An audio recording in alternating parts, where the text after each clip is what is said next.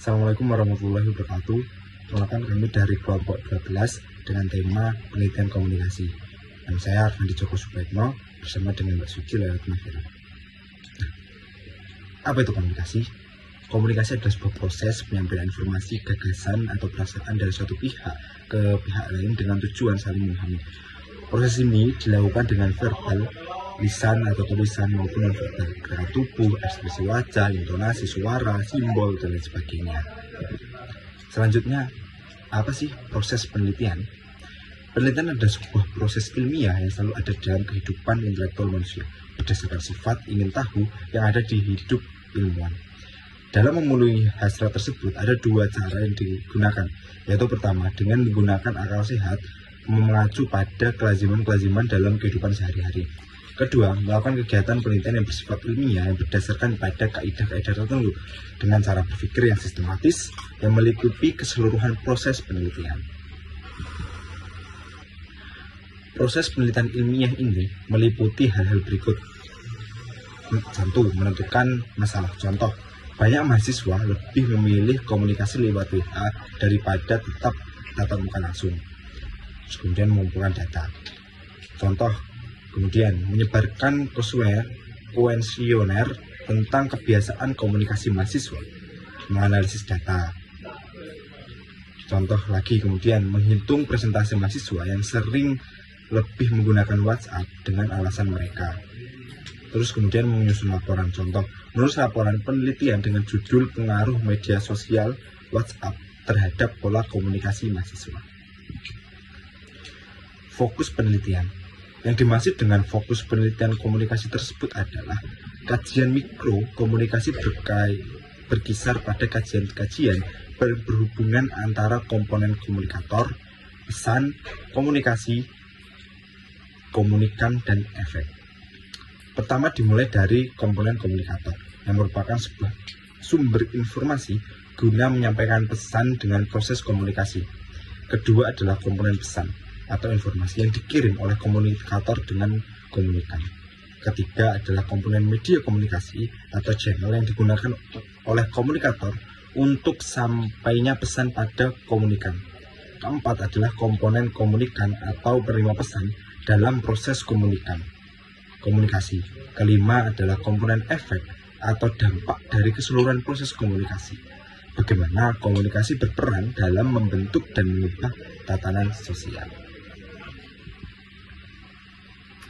Berikutnya adalah komponen makro, yaitu berhubungan dengan kajian-kajian komunikasi dalam perspektif yang lebih luas serta bersentuhan dengan bidang-bidang lain dalam membuka diri terhadap bidang-bidang sosial lainnya.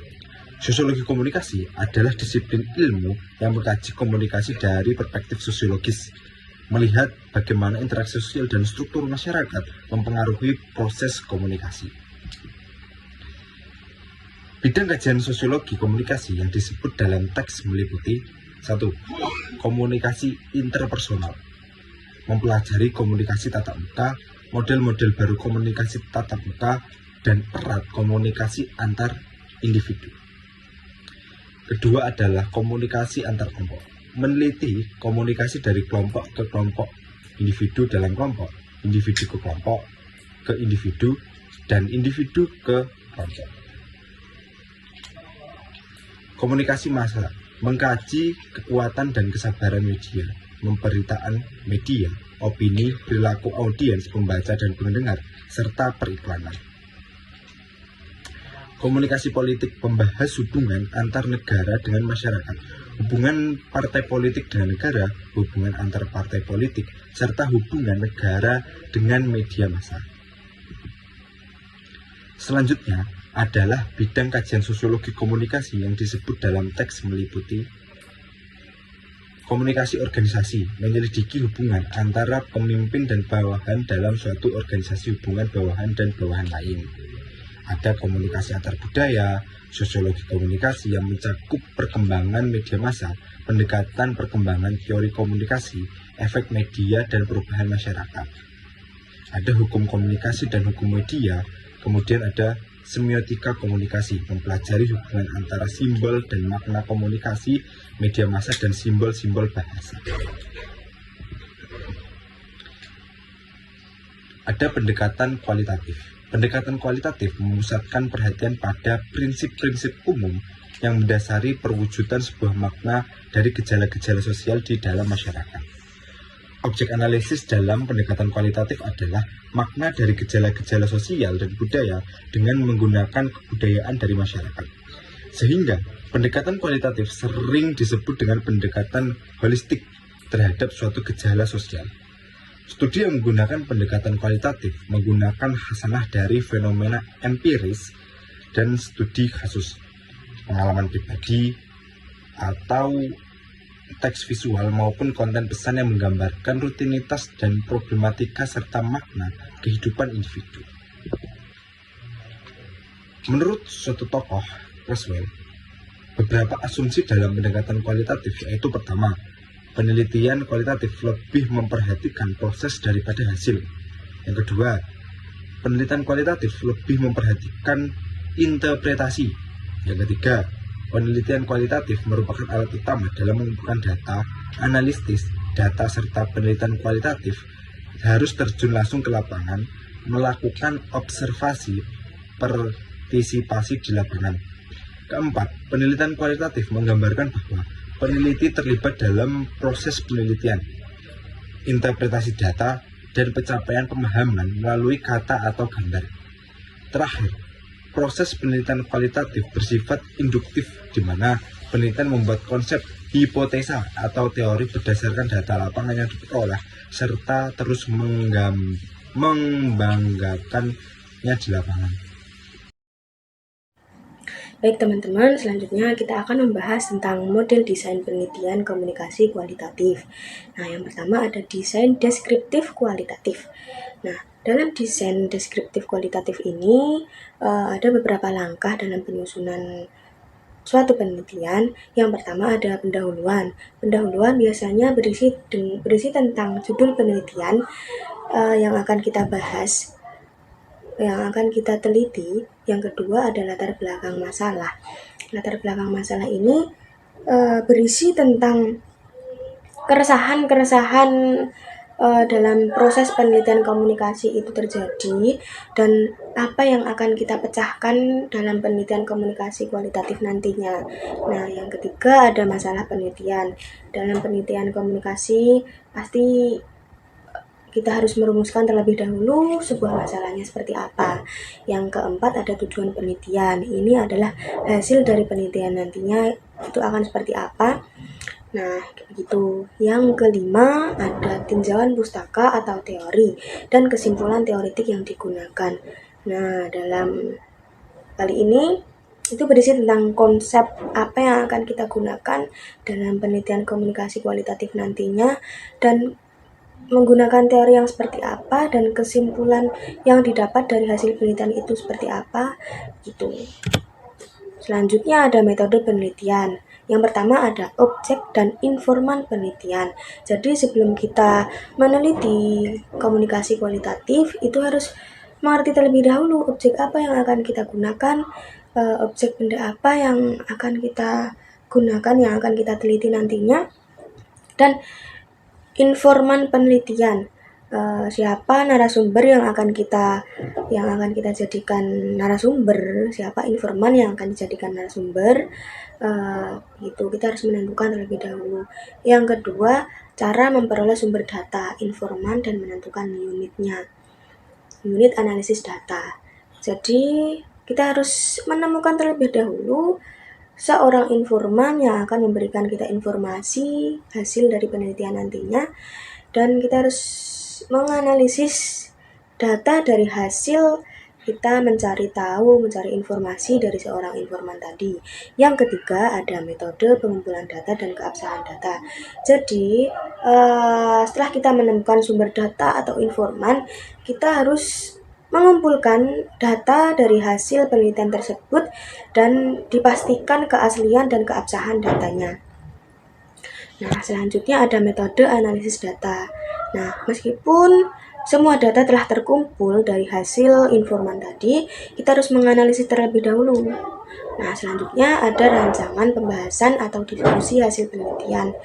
Nah, Setelah kita menganalisis data dari hasil informan tadi, kita harus membahas lebih dalam lagi, lebih luas lagi, dan kita diskusikan terlebih dahulu dari hasil penelitian tadi.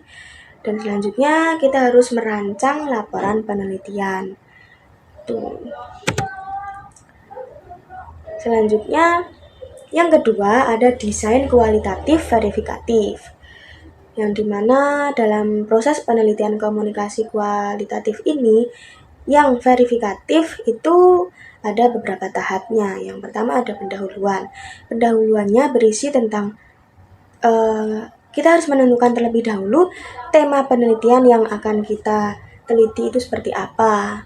Nah, yang kedua kita harus memikirkan terlebih dahulu metode apa yang akan kita gunakan dalam proses penelitian komunikasi kualitatif nanti, seperti apa, begitu.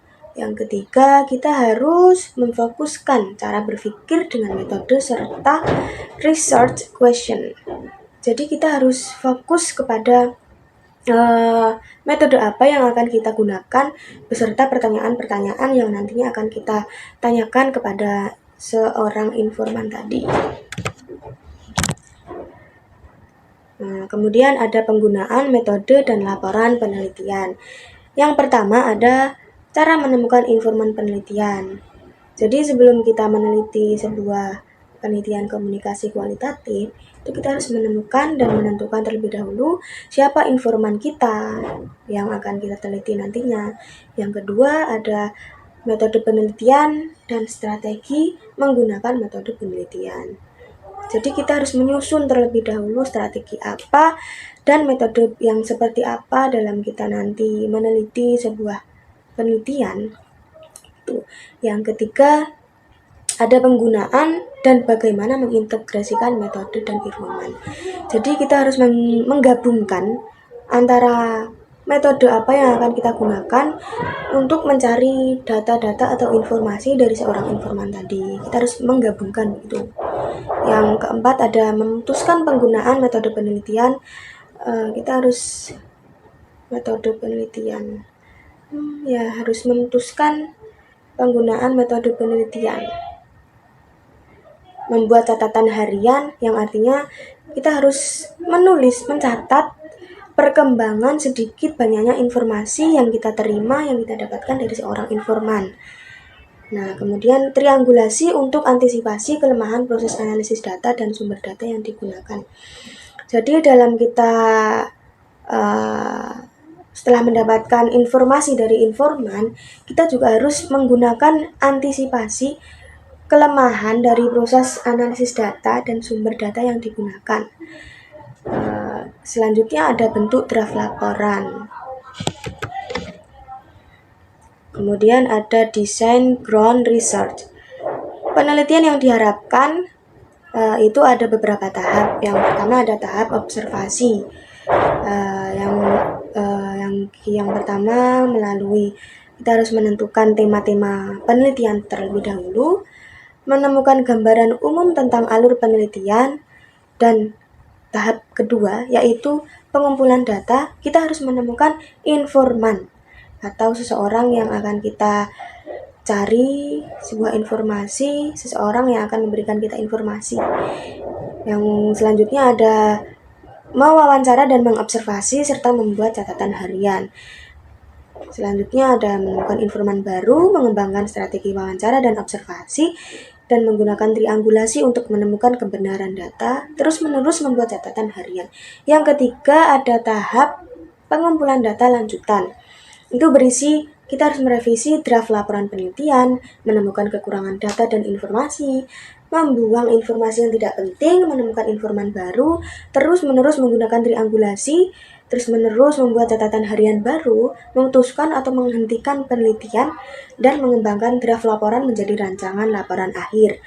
Dan selanjutnya, peneliti meninggalkan lokasi penelitian. Nah, kita akan memasuki materi analisis kualitatif. Analisis kualitatif dalam penelitian komunikasi berangkat dari pendekatan fenomenologi yang sebenarnya lebih banyak terhadap positivisme yang dianggap terlalu kaku, hitam putih, dan terlalu taat asas. Nah, alasannya bahwa analisis fenomenologi lebih tepat digunakan untuk mengurai persoalan subjek manusia yang umumnya tidak taat asas, berubah-ubah, dan sebagainya.